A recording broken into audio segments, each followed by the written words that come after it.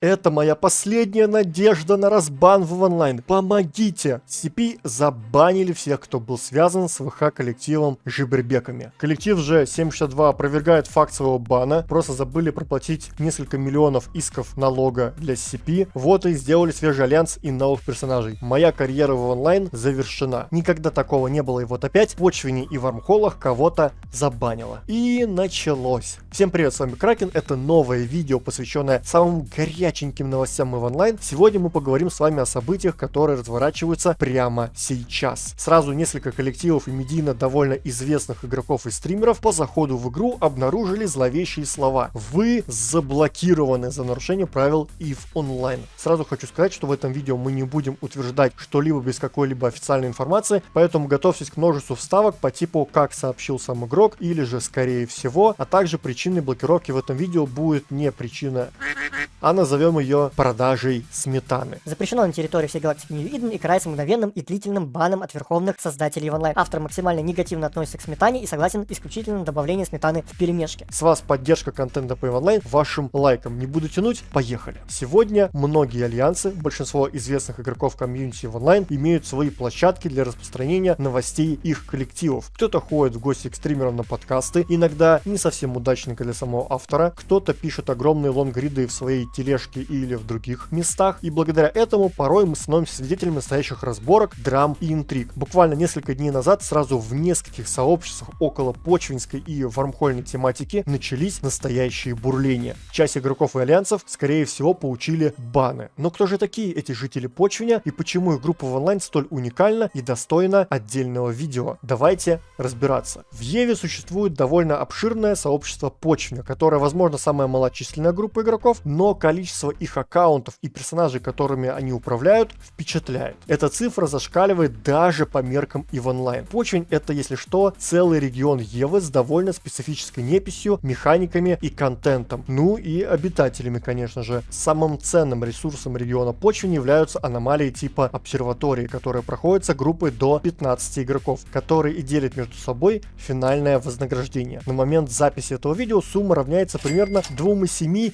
миллиардов исков, 400 миллионов из которых падает чистым лутом. А теперь просто представьте, что в среднем за 5-10 минут небольшой флотик лутает по почти 3 миллиарда исков. Умножаем на 5-6 обсерваторий за час и получаем астрономические миллиард исков только лишь на одно ваше окно. И естественно, очень быстро флоты реальных десятка игроков заменились соло-пилотами, одновременно управляющими множеством своих персонажей. Я бы даже добавил десятками персонажей. Именно так и появились первые почвенские осьминожки, как их называют в нашем комьюнити. Личности порой довольно противоречивые, дерзкие и таинственные. Часть игроков относится к ним нейтрально, но вот другая часть рукома явно считает игроков в почвене в основе своей довольно подозрительными пилотами, ну и открыто негативно к ним относится. И вот тут у осьминогов почвеня есть выбор: или же тратить огромнейшие свои доходы, так-то десятки миллиардов в час, на реально дорогие корабли, спонсирование ПВП и другие свои хотелки, живя на широкую ногу в онлайн, ни в чем себе не отказывая. К примеру, как это сделал пилот Тишка, купив редчайший коллекционный корабль Мимир за сотни миллиардов исков и ставший первым пилотом в истории Евы, отлетевшим на нем в Вальгаллу. Ну или же пересоздавать своих персонажей каждую пару месяцев и выбрать темную сторону региона почвеня. Но вы понимаете, на что я намекаю. Нет, CP, я пошутил, я пошутил, CP. Нет, только не туда. С предысторией, кто же такие почвенские осьминоги, мы разобрались, но что же изменилось за последнее время? За минувший месяц внезапно в списках заблокированных себя обнаружили Жибербеки. Коллектив известный тем, что заезжал группой Кикимор в вармхоллы или других кораблей и не давал существовать местным жителям, предлагая свои услуги по крыше за возможность дальнейшего фарма. Стример Hello Turbo, известный мультиоконник. Причиной своего бана сам Турбо указывает возможную связь с Жибербеками, которым он продал в свое время Фортизар. Ну и имел некоторые транзакции, с его слов. Сам Турбо активно стримил и в онлайн, но в последнее время стримил все реже и реже. Также под бан, как я понимаю, попадает локально известный Дентро, так-то уже бывший в бане до этого, или я что-то явно не понимаю, но теперь вновь отлетевший в бан. Мне кажется, Дентро каждый год приходит и вновь отлетает в бан. Прям-таки самая настоящая магия возвращения. Коллектив 762. Довольно известный альянс почвеня. А вот здесь интересно, неофициально в комьюнити говорят о бане холдерской корпорации, а вот сами 762 уверяют, что, внимание, альянс, крутящий обороты в триллионы исков в почвене, забыл заплатить платить некую сумму налогов на Альянс. Там, если что, сумма может быть около пары миллионов исков, явно несоизмеримая с доходами Альянса в почве. Верить или нет, решать только вам, мои уважаемые зрители. К слову, как вы относитесь к этим коллективам и что думаете по поводу последних новостей, мне будет очень интересно почитать ваши комментарии. Комьюнити же в EVE Online дали искру, и пожар начался. Призывы к CP к расследованию и просьба пощады от некоторых забаненных персонажей. По итогу в комментах автору напихали и предложили быть более честным, писать конкретику и аргументировать свою невиновность не на словах, да и вообще, если уж тебя забанили, очень странно искать медийную огласку публично, надеясь как-то поменять ситуацию тикета от разработчиков. Дальше в дело пошли публичные комментарии о своей невиновности и случайном стечении обстоятельств. К примеру, возьмем краткий пост Hello Turbo, в котором он отписал, что так уж получилось, продал Фортизар не тем парням, ну и была парочка транзакций с этим коллективом, классическая несправедливый бан, случайное стечение обстоятельств, но а некоторые новости, такие как бан Жибербеков, пришел к нам без каких-либо комментариев, сухо и как факт. Возможно, коллектив был заблокирован, и все. Но так было не везде. В почвине в ход пошла тяжелая артиллерия обвинений от противоборствующих коллективов из почвиня. Но тут одни осьминоги начали добрасывать дрова в огонь пожара у других осьминогов, припоминая обиды прошлого. Как-то подтвердить или опровергнуть заявление обвинения невозможно, а чатиков слишком много, чтобы разбирать набросы обеих сторон, суть которых очень простая. Ты продавец сметаны. Нет,